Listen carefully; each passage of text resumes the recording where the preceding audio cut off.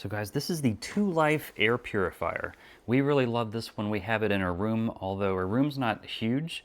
It can cover areas up to 1095 square feet. Now it does have a big air filter in the front here, which is nice. And you get airflow, I think, from both sides here. And this has different modes. So you can look here, it's on level 1, it's on automatic mode. But you can change it, you can go ahead and change the speeds, and you can up it.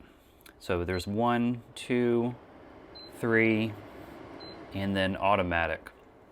So there's different timer modes. Like if I was to select timer, you could select a timer. There's light mode, so if I press that, it would still be running like normal, except the light display would be off if you were sensitive to light and things like that at night.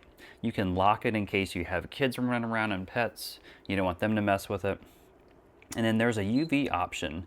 I've never really messed with that, but that can also use UV to disinfect, I believe. So we just kind of keep it on automatic. It does show you the parts per million, which is nice. It does have UV on. I'm going to go ahead and turn that off.